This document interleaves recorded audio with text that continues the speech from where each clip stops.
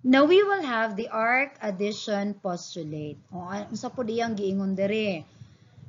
The measure of an arc formed by two adjacent, non-overlapping arcs or arcs that share exactly one point is equal to the sum of the measures of these two arcs. Ano ibig sabihin? Let us take a look at this illustration. We have here circle D.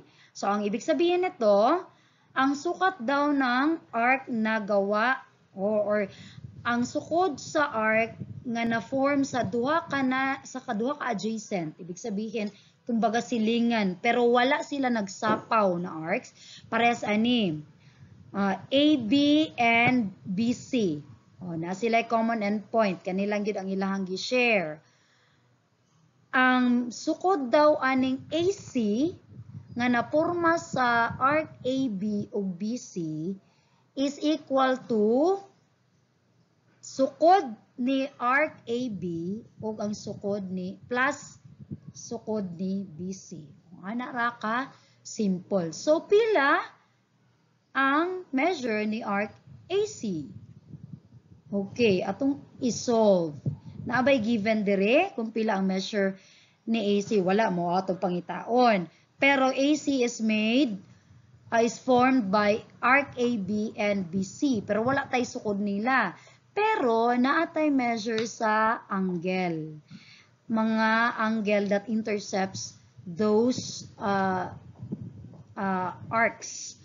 So, based ato ang nahisgutan ka ganina, nga ang measure sa central angle is equal sa measure sa iyang intercepted arc. Kung si central angle ADB is 60, ang iyang intercepted arc nga AB is also 60. Correct. 60 degrees. Andari po ta. We also have here central angle BDC. According to the figure, 90. So, 90 ang sukod niya. Ang iyang intercepted arc kay BC. So, equal dapat sila. So, we can say that arc BC is also 90 degrees. So, karon masolve na nato pila ang measure ni arc AC. According to arc addition postulate, that the measure of arc AC is equal to the measure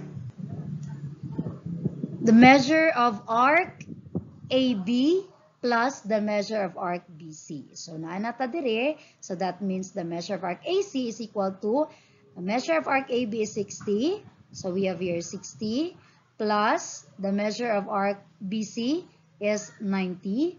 So, plus 90. So, we'll have to add. Ato lang i-add. 60 plus 90 is 150. Therefore, we can say that this arc here measures 150. Walang na ang arc addition postulate. Okay, magdugang tawag mga examples. So, we have here, example, determine the measures of the given arcs and angles. Refer to the figure that follows. We have here C is the center. C is the center of the circle, while the other points are points on the circle. Kanin si M, N, O, P, R, and so on. Okay, so we have here, determine the measure. What is, number 1, what is the measure of angle 2 or angle LCM? Dara si angle 2. Angle 2 or LCM. Okay. So, pila ka iyang measure? Okay, klaro kaayo. That is given. So, the measure of that is equal to 45. Given man diha. Diba? So, sa'yo na kaayo. Next. Number 2. What is the measure of arc LM? Arc LM. In relevance, tanawon nimo asa siya related. Si LM, si arc LM. So, as you can see, dara si arc LM. Arc LM is here. That part there. Asa man siya related. Dito ta sa angle nga na-given. So, it is related to angle LCM. So, we have arc LM is intercepted by angle LCM. Ayan. O, ito si LCM. So, si LCM is 45. That is given. So, based sa ato ang na-discuss that the measure of the central angle and its intercepted arc is equal. So, ibig sabihin, are equal. So, we can say that arc LM or the measure of arc LM is also 45 degrees. Ayan. Okay, 45 degrees po na siya. No? Kaya equal sila, the intercepted arc and the central angle that intercepts that. Okay. Another. Okay, another. Now we will have,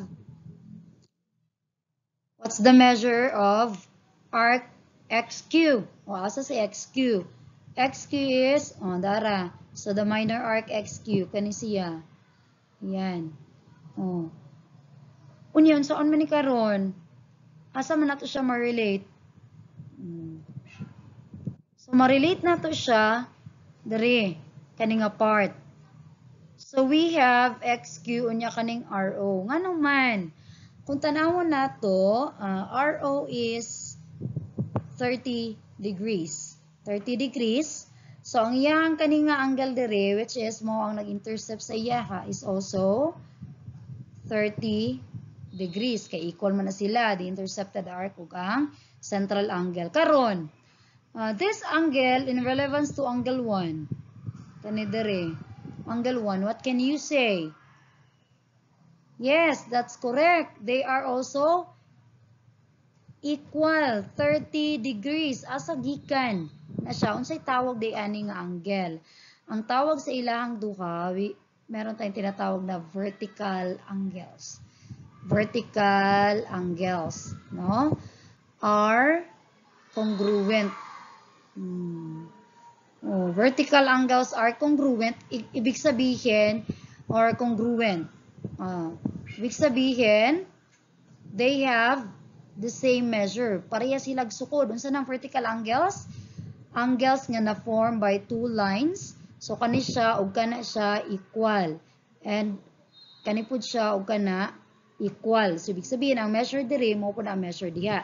So, going back, that means if this is 30 degrees, so we can say that angle 1 is also 30 degrees. And angle 1 intercepts arc XQ.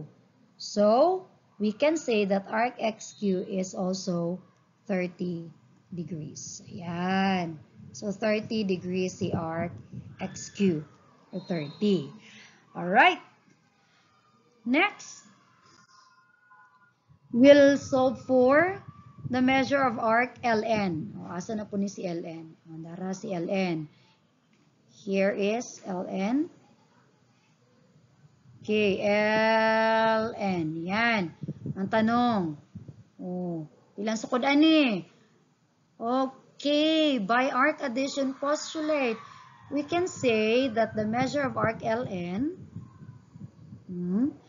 is equal to the measure. Meron tayong dalawang adjacent ring arc nga